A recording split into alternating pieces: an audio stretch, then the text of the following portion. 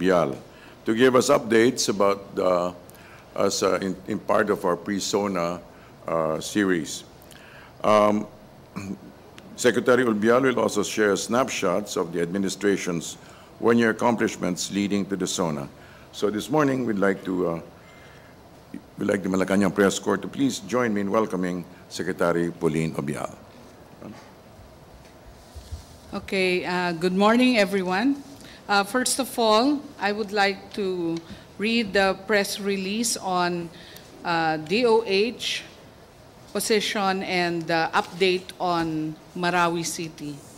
The Department of Health issues today this positive statement of hope for Marawi City after months of clashes between government troops and the Mauti terrorist group. Composed of 96 barangays, Marawi City has taken siege by the insurgents since May 23 that resulted in a total of 40 deaths as of July 16, with cases ranging from acute gastrointestinal infections to heart-related diseases. 16,411 patients were admitted or treated in health facilities, both government and private, free of charge. There was also a total of 882 patients referred for treatment from the evacuation centers to hospitals. When translated to number of individuals, the overall affected population is about 465,000 persons, close to 500,000 people. Temporary shelters were set up in 87 evacuation centers to accommodate 26,991 internally displaced persons, while those living outside evacuation centers or home-based IDPs added up to 97,788 families, or 438,701 individuals. In these times of conflict, DOH recognizes the significance of addressing mental health issues of affected people. Thus, part of its services given to the internally displaced includes psychosocial first aid, processing, and coping with stress mechanisms. Last Wednesday, July 12, a children's party was conducted in several evacuation centers so that to enlighten and relieve the burden from among the children in evacuation centers. We are likewise distributed LED TVs for education, health messages, as well as entertainment during the evenings. And special supplementary feeding for malnourished children, including an egg a day keeps the doctor away. Intervention for young children were likewise conducted. A host of medical services is continuously being provided amidst the siege, including routine vaccinations for infants and children, treatment for tuberculosis, diabetes, and hypertensive patients, healthcare services for pregnant and lactating women, deworming and nutrition in emergencies, such as vitamin A and zinc supplementation for under 5 and senior citizens. Other services include the provision of wheelchairs to persons with disabilities, and of course, family planning, counseling, and commodities to women of reproductive age. Taking into account the safety of water being consumed in evacuation centers, the water, sanitation, and hygiene, or WASH, services are also provided. It consists of regular conduct of water testing to ensure its safety prior to consumption, provision of potable water sources, and techniques for household use. Construction and installation of toilets, bathing, and washing facilities, and provision of hygiene kits and water disinfectants are also essential part of our intervention. In terms of logistics and funding, the DOH has allotted a total of 55.2 million cash assistance to both DOH and private hospitals, and 30.5 6.4 million worth of logistics, totaling 85.6 million of total assistance to responders for the Marawi incident. The DOH is really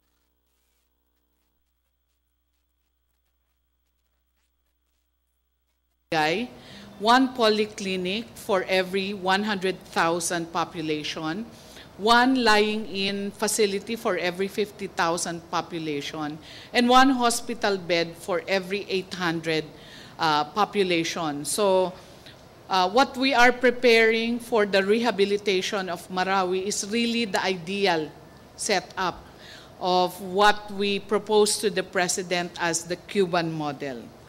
Right now, Amay Pakpak Medical Center is in full operations. Our hospital, 300-bed hospital in that city, is fully operational. It has suffered minor physical damages and loss of logistics and equipment. And the Department of Health is ready to replace it at a cost of around 5 million pesos.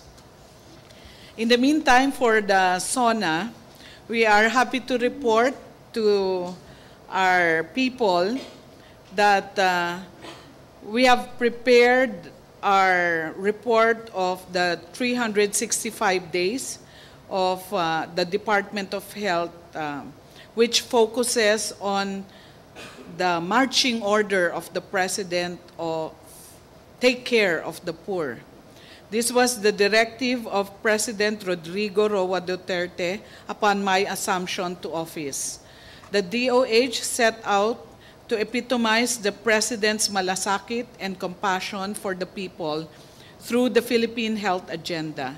The Philippine Health Agenda is both a strategic vision for the health sector and a plan that is compassionate and inclusive, as exemplified by our slogan, All for Health, towards health for all.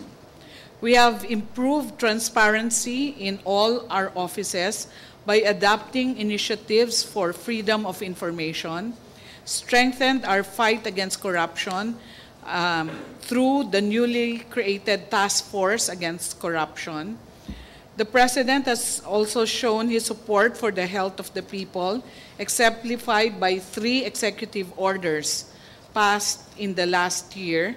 He signed first Executive Order number 12 with zero unmet need for family planning last January. Then Executive Order number 26 last May on smoke-free public places, enclosed places, and public conveyances. And the third, but not the least, of course, is the Executive Order on the regulation of firecracker use in this country. In support of improving health services throughout the country, the President has also approved the Philippine Facility Development Plan 2017 to 2022. The medium-term investment plan for government in rehabilitating, upgrading, and constructing new health facilities across the country, which includes 9,604 additional barangay health stations in the next 5 years, 2,289 additional rural health units and urban health centers, and 750 polyclinics. So these facilities represent the primary health care or public health facilities.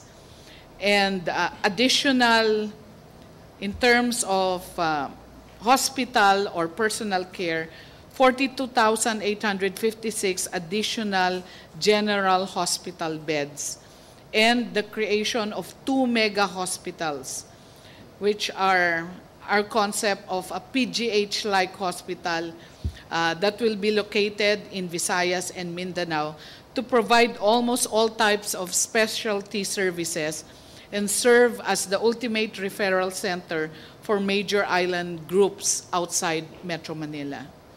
To ensure that all Filipinos, especially the poor, marginalized, and geographically isolated disadvantaged areas, have access to essential health services, we have rolled out the Check Up campaign. The campaign ensures that every Filipino is seen by a health professional and is provided information on health and available essential health services to protect him or her from the triple burden of diseases.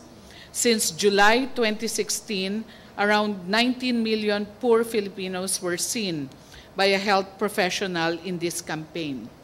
And last June, we have rolled out the surgical caravan, wherein of the 19 million, 15,300 individuals needed surgical intervention. So that is now being done so that before August, we can address all the surgical needs of the 19 million Filipinos that were checked up in the past year.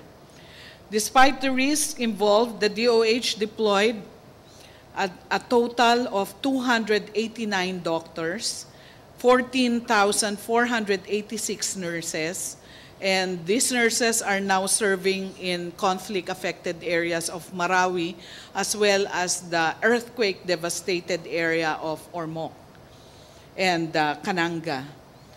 And it is through the heroism of these individuals, as exemplified by our dear doctors to the barrios, Dr. Dreyfus Perlas, who died in March this year, heroic death, serving the people of Lanao del Norte, that Filipinos in far-flung areas have access to care.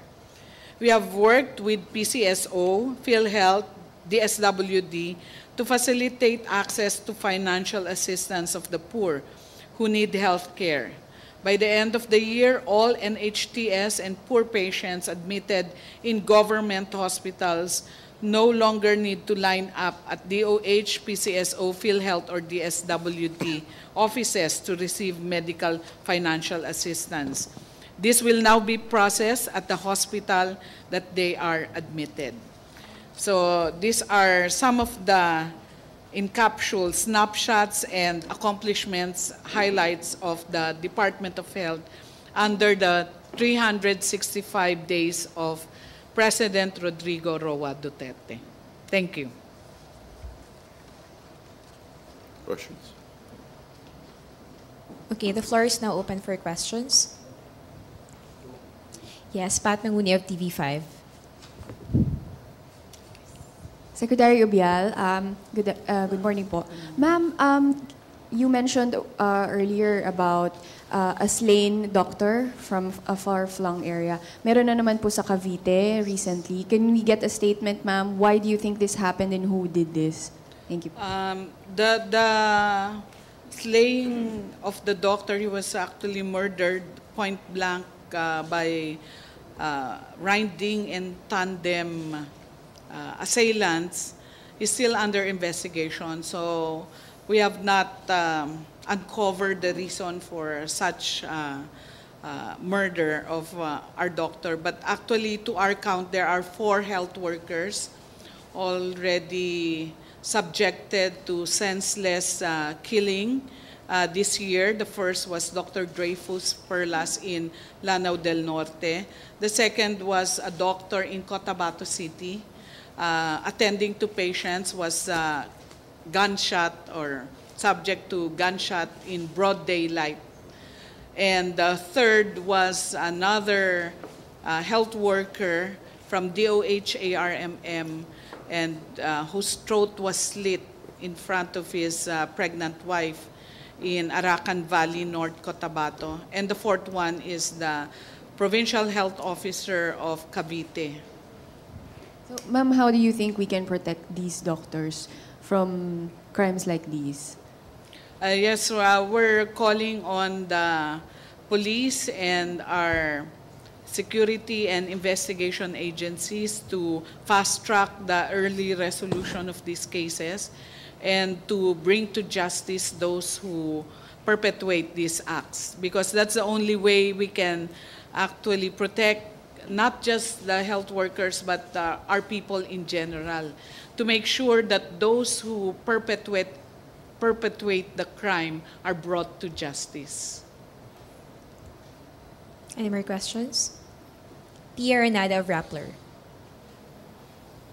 Microphone, please. Thank you.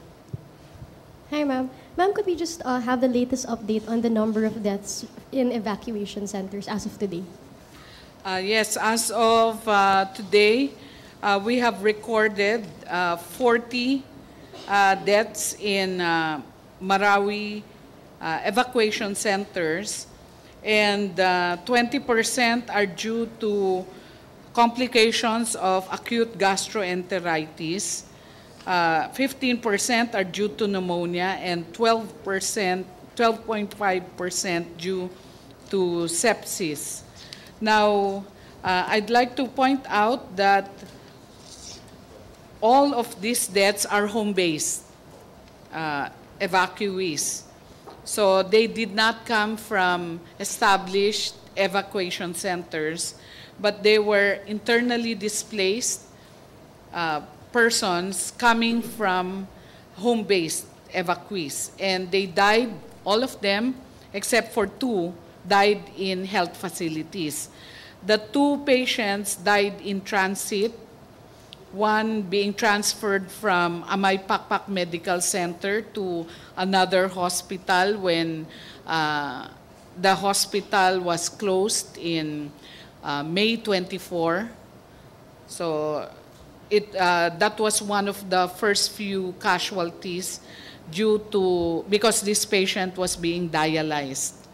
And the other one is also died in transit because the patient was brought home from the hospital, home against medical advice. So, dalawa po yung who did not die in the hospital.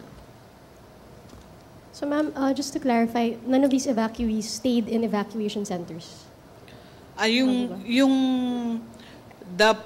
The patients who were brought to the hospital and eventually died in the hospital did not come from the evacuation centers. This, ma'am, I'd like to ask about the smoking ban EO. What has been the update since the signing of the EO in terms of ensuring compliance among establishments? Is it right that the EO will come into effect on July 23?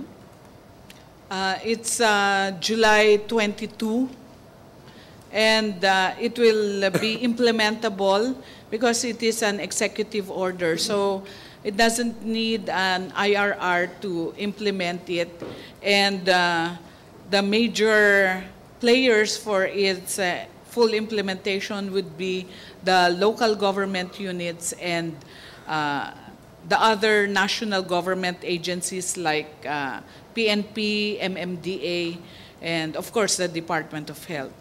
And we would like to address full compliance of all facilities in maintaining that indoor spaces and public places. So even if it's outdoor, if it's a public place, and public conveyances should be smoke-free.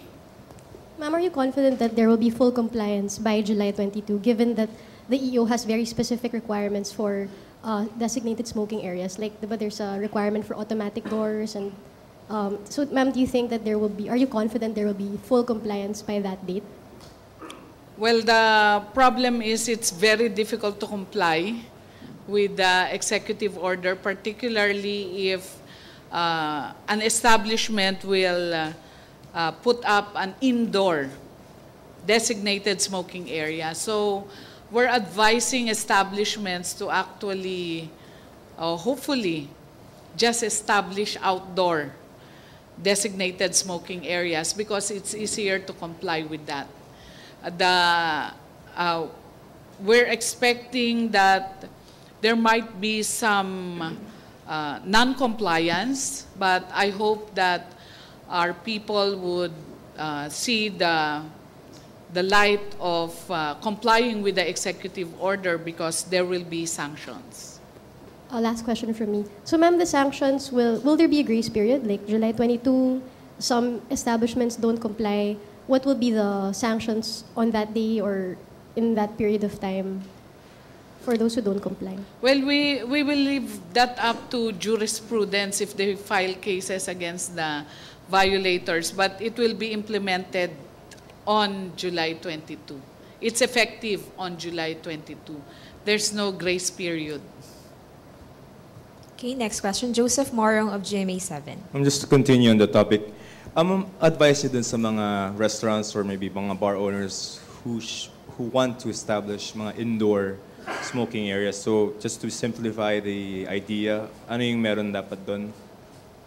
Well, it's clear in the executive order that it should be like completely sealed from the rest of the indoor spaces. So there should be no leaks and that there should be an anteroom before one opens to the regular indoor area. So buffer zone. Yes, there will have to be 2 doors that will be in place and that the ventilation should be separate. And well, in our perspective, that is very difficult to comply with, particularly the completely sealing an area indoor from the rest of the facility, because in our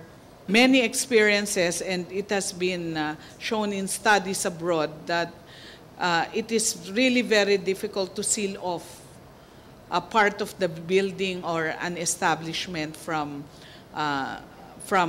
tobacco smoke or smoking. Because, well, even the very small spaces, the smoke can go through. So we'll just have to see how the establishments will comply, because if they don't comply, then there will be sanctions. Operational-wise, halimbawa may isang tao nag-yoyosi in a public space, can anyone just maybe sisitahin yung tao na yun and maybe report it to where? The reporting would be to the local government unit, because they will be the ones that will establish the task force to implement the executive order. So in some areas where we have local ordinances implementing 100% smoke-free enclosed places, they actually designated task force members. Like in Davao, there's a smoke-free task force. So these are specially hired individuals that really go around and monitor the implementation of the ordinance. In Balanga City, they actually deputized the senior citizens to do the apprehensions. And in some cases, those who were given sanctions and tickets, a portion of that went to the senior citizen who executed the capture. Yes. So per LGU, ma'am, yung magiging deputization, no? Yes. Under the executive order, they are mandated to create a task force, and it will be the task force that will implement the executive order. Just last one. Ma'am, si Presidente parang impatient na siya in procuring the AFP medical supplies, and meron yata siyang advice or reminder sa inyo. Paano yung magiging status na? Yes, we are right now, we've created a special Bids and Awards Committee to handle the AFP and military, not just AFP, also the PNP, as a military or uniformed health facilities, no? PNP, Navy, military, Marines, whatever. So lahat po yon, we have created a special Bids and Awards Committee, and they are fast-tracking the procurement. Kaya within July, kasi sabi ni Presidente, either 60 days or this month? Actually, we've used the Marawi incident to categorize the procurement under emergency procurement. So it can be procured within 60 days. All right, no, thank you. Next question, Rose Novenario of Hataw, to be followed by Ina Andalong and then Henry Uri. Ay, good morning, ma'am. Ma'am, nabanggit niyo po kanina yung marching order po ni Presidente sa inyo, yung Cuban model po ng healthcare. So, ibig sabihin po nito ay libreng serbisyong pangkalusugan. So, paano po yung pinasok ng nakaraang administrasyon na 20 ospital isa sa pribado, isa sa ilalim po sa PPP, paano po yun? Makakansela po ba yung kontrata or ano po yung gagawin? Kasi pag pinasok sila sa PPP, automatic po may bayad na yung doon pagpapagamot, di po ba? Paano po yung gano'n? Kung Cuban model, tapos under PPP yung public hospitals, paano po yung gano'n? Even in the past administration, the PPP concept and contracts were not pursued. So, wala po tayong hospital under PPP. So, yung sa orthopedic po, hindi na po yun. Wala na hindi po. Lahat po yun hindi natuloy. Oho. So, lahat po public talaga. Lahat ng development natin and upgrading ng hospitals is funded through the GAA, national government funding. Okay, thank you po. Ina of CNN Philippines. Good morning, ma'am. Ma'am, ano naman, going back to the EO on the smoking ban, ano naman po yung expectations for LGUs? Although kasi you were saying that it might be a bit more difficult for the private restaurant owners or establishments to comply with the designated smoking areas. For LGUs, do you expect them that on July 22nd, available, open na yung pocket areas for smoking? And what will happen if they do not have these by the 22nd? The local government units are actually the ones to implement the executive order. So they will be the ones to ensure that all public places have a designated smoking area. So, and also for compliance of public conveyances, that absolutely no smoking in all public conveyances. So sila yung magpapatupad nito. And well, we know that there might be some LGUs that will not comply with this, but we are working doubly hard for the DILG and the LGUs to eventually put this in full force. What do you mean, ma'am, that you expect that some LGUs will not comply? I mean, there are LGUs, you do expect more from them in terms of compliance. Because there's a lot of work to be done by the local government unit. So it depends on how they move forward in terms of the task force, in terms of the information education materials, and in terms of having the private facilities also comply with designated smoking areas. And ma'am, for the small businesses that might want to have indoor designated areas but cannot afford it, I'm just wondering if there is any form of assistance from government if they seek, I don't know, financial help, dahil kulang sila sa pondo. I'm just, baka kasing may ganun nag-iisip. We don't have any assistance because we would like, as government, to really ensure that there is no indoor smoking areas. Correct. That's why the advocacy is for the establishment to have outdoor designated smoking areas. Kaya mahirap yung indoor. Wag na sila mag-indoor, mag-outdoor na lang sila. And lastly, ma'am, although you mentioned that the IRR won't be needed, are you still going to issue one, and by when can we expect these more specific guidelines? The IRR is now being crafted. Unfortunately, there's a lot of vetting that has to be done with all the key stakeholders, the other government agencies. So it's taking quite some time to issue the IRR. Henry Uri. Secretary, good morning. Malaki ho ang nagagastos ng pamahalaan sa mga pagpapagamot ng mga may karamdaman related sa smoking. Ano ho? I think tuberculosis and yung iba pang mga sakit. Yes, that's true. Hindi ho ba na pag-uusapan sa inyo sa pagitan ninyo at ng Pangulong Duterte yung total ban ng sigarilyo, not just smoking, but manufacturing, selling, importing, yung mga ganong bagay ho? Wala. Wala pa po tayong pinag-uusapan na total ban of tobacco in this country because we are known as a tobacco-producing country. So marami pong maapektuhan. The total cost for, estimated and calculated cost for all the tobacco-related illnesses in this country is 188 billion a year. It's more than the budget of the Department of Health and PhilHealth combined.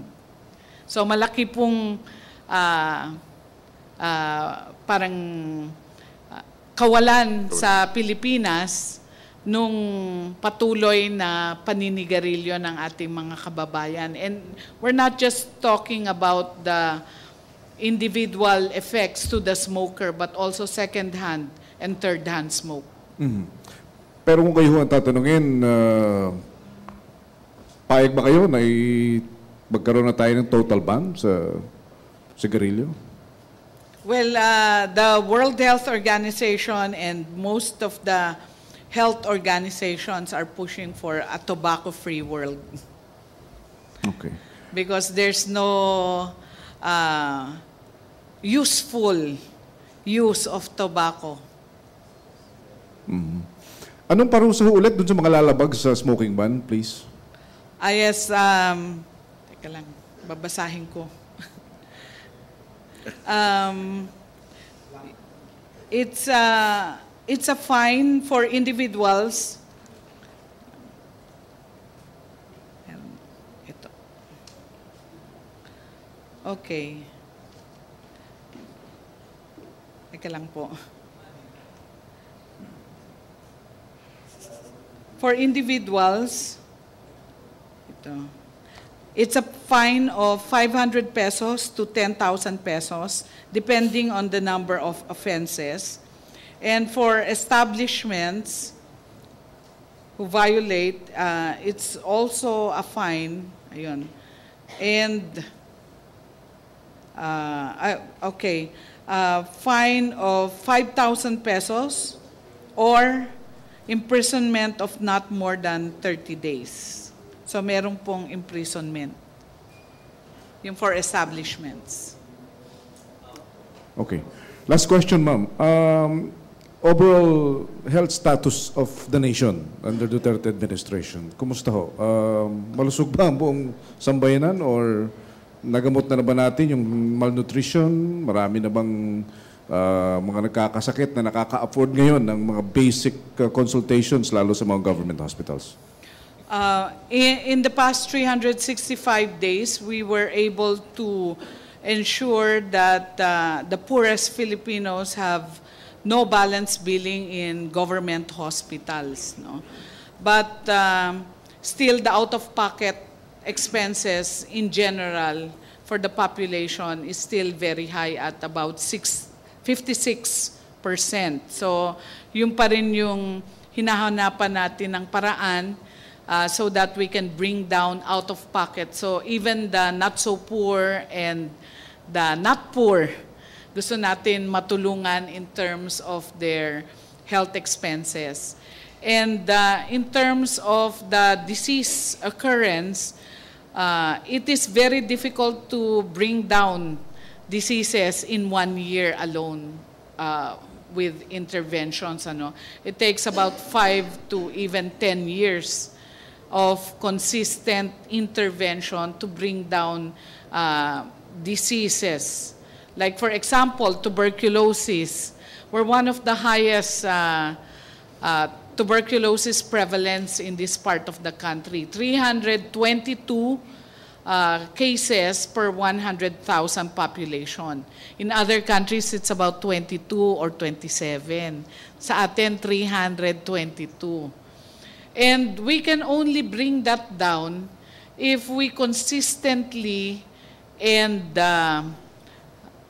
for a long period of time really try to get all the known cases of tuberculosis and put them under treatment.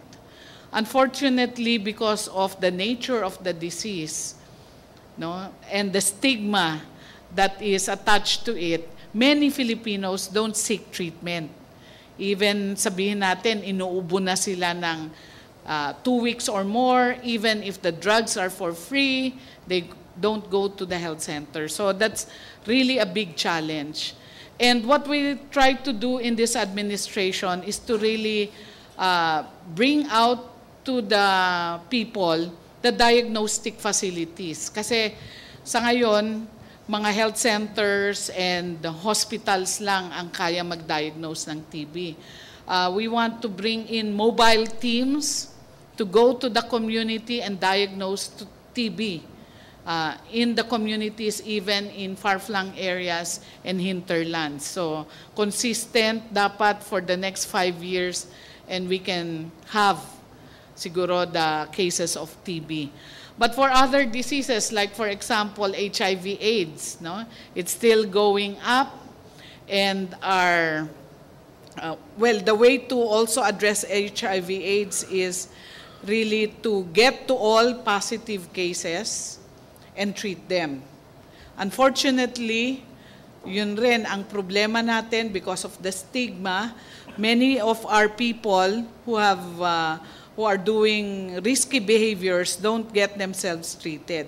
Even up to the time they are hospitalized, and we see the opportunistic infections, they do not want to undergo HIV/AIDS testing. No? In denial pa sila. So there's really a lot of challenges, but we hope with consistent and effective allocation of resources, we can bring these diseases down. Particularly sa ating vaccination campaigns, I think we have the full support. We have all the vaccines we need. Hopefully, the 15 immunizable diseases that we have will be brought down in the next year or so. Yung measles, rubella, mumps, these are already eradicated in other countries because of high vaccination rates. We can bring it down. And we have eradicated polio. And hopefully, by the target is 2018, we can really say that the Philippines is able to eradicate polio with combining oral, bivalent polio vaccine and injectable polio vaccines. So marami po tayong challenges, but hopefully with the full support of the President and this administration, we can have all the resources so that we can address the major causes of illnesses in this country. Okay, just last question from Rose Cause.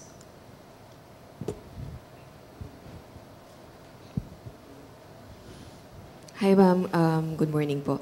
Regarding po sa smoke-free public places, kasama po ba sa kino-consider natin, kasi you mentioned na you will work with DILG full force sa pagpapatupad po nito. Yes. Kasama nyo ba sa kino-consider po yun pong name and shame campaign ng mga LGUs na hindi striktong magpapatupad? Kasi maaring epektibo sa Davao City, pero pag nationwide ang pag-uusap, mas mahirap po ito. Alam naman po natin na maraming kautusan na nag-exist, pero pagdating sa pagpapatupad, doon po tayo nagkakaroon ng problema. Yes, that's a good idea, no? We did that for firecracker injuries. And we brought down the firecracker injuries by 30% this year. So hopefully, and we have not brought it down in the last 10 years. We named the LGUs who were among the top or highest injuries in the country, and it brought down the firecracker injuries. And we are ready to explore that idea of really naming and shaming some of the LGUs that are not complying, and also rewarding those that have fully implemented the 100% smoke-free environments. By the way, we have recorded 48 countries in the world that has smoke-free policies. 48 pa lang po. And hopefully, the Philippines will be one of the leaders in this endeavor. We're part of the 48 now. And Australia is actually leading the way. But we hope the Philippines will be among the leaders. We have 189 countries member of the World Health Organization. Okay. Thank you very much, Secretary Ubial. All right. For the daily Marawi update, Brigadier General Resti Padilla will not be able to join us today or for the rest of the week. However, we do have just certain summaries that we can state. Civilians killed by terrorists, summary is 45 so far. Civilians rescued, 1,723. Terrorists killed, 405. Recovered firearms, 511. Government casualties killed in action, 97. Buildings cleared, 17. The Office of Civil Defense will give their update on Bangon Marawi every Friday. On the DND's martial law position, the Department of National Defense has submitted its recommendation on martial law to the President as of last Thursday, July 13. The President will go through and will make a decision on the matter. As we all know, the President listens, and he considers the position not only of the military and of the police, but also the interests of vital stakeholders.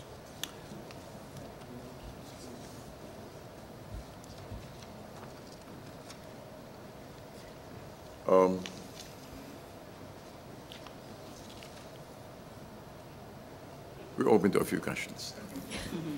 All right. Okay. Okay, Joseph Morrow. Sir, just the last point po. Sa martial law, sir. Yes. When do we expect the President to announce his decision? Kasi mag-expire na on 22nd, no? Yung It should be on or before that. On or before, sir. What will be only if you know, sir, what will be the primary consideration of the President when deciding whether to extend or lift? Again, of course, it will be the threat to public safety, especially in concerned areas. Yes. Thanks. That's it for me now. Question? TV5, Pat Mune. Sir, I believe Secretary Lorenzana has recommendations on martial law. Can we get a few details on this, sir? Like I said, he already presented, and it has to be studied by the President. It's being studied by the President. Thank you. Any details, sir? Can we get? We'd rather not preempt the President's decision. Thank you, sir. Next question, Pierre Nada.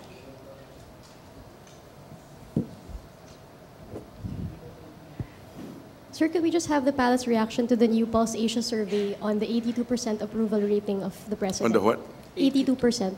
Highest approval rating among top government officials.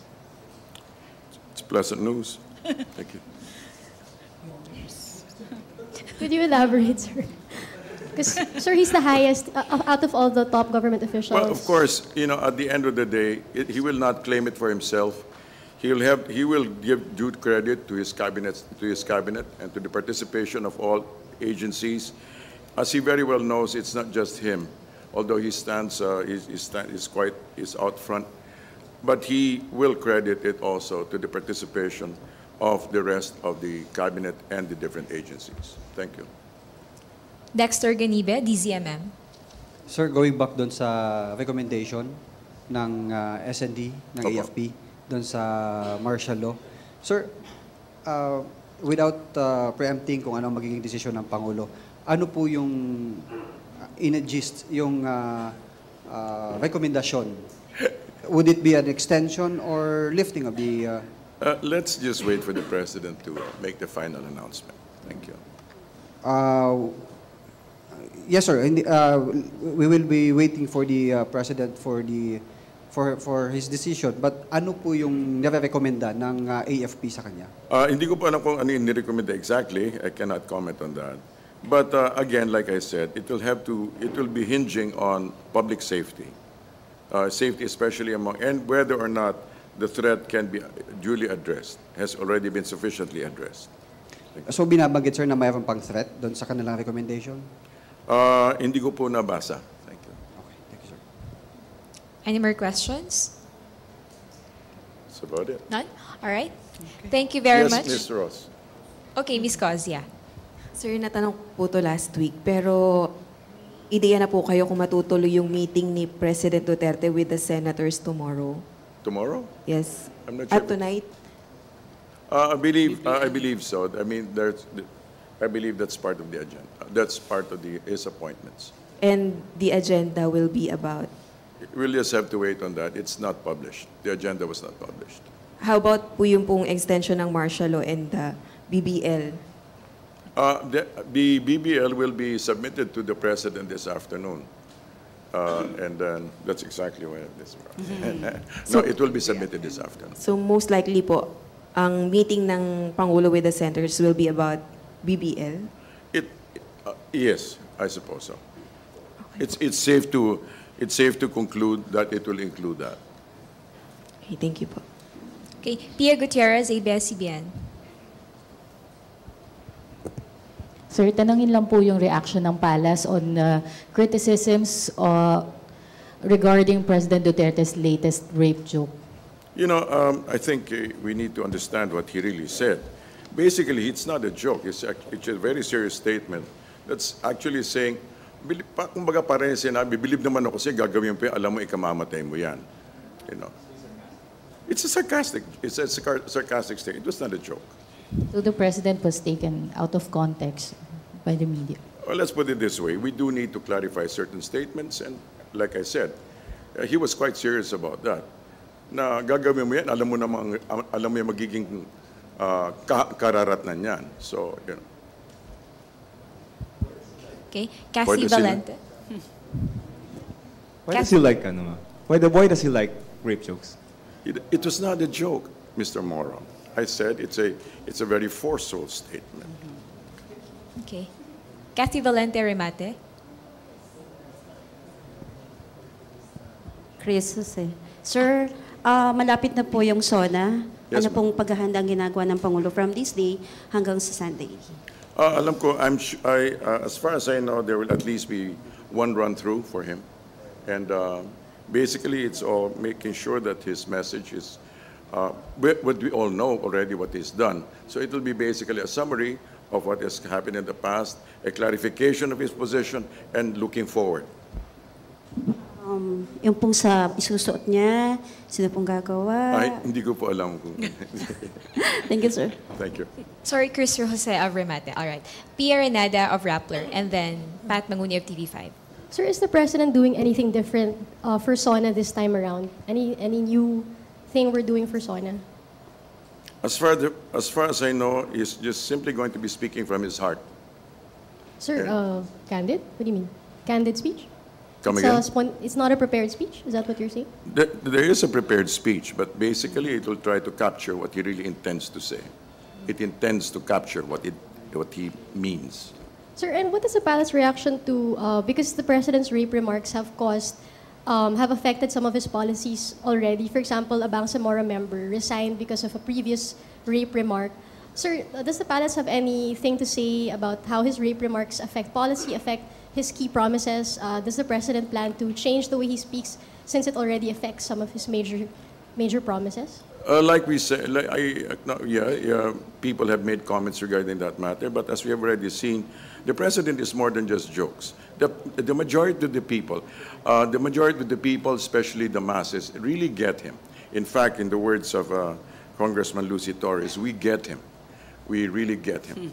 And so I think we should go by that, and we should take guidance from that the people actually really do get him. Well, there are those, of course, who tend to to zero in on certain details, but as far as the public is concerned, and they're the ones who really need, who really approve of him, they find the president as somebody who understands them, who has their common interests, the common good at heart. And for that, I think that's exactly why, as your question, how come there's such a high approval rating? Simply because of that, he gets them and they get him. Okay, Pat? Yes. Hi, sir, can you give us salient features of the BBL, the new BBL this time, sir, compared to the last one? No, I don't have the copy of the BBL. So as soon as we get the BBL report, we will also announce what features are pretty unique to that. But sir, will the Marawi crisis and the martial law in Mindanao affect the passage of this new BBL? No, I think the passing of the BBL will affect the crisis. This is the other way around. I mean, considering the fact that for the MI and the MN are being recognized as being legitimate representatives of the Bangsamoro, and so I'm sure that the fact that their pleas and their desires, their aspirations are being given consideration should affect the actual peace situation in Mindanao. Thank you, sir. Okay. No more questions? All right. I think that concludes our press briefing and Mindanao Hour for today. Thank you very much, Health Secretary Pauline Obial and Presidential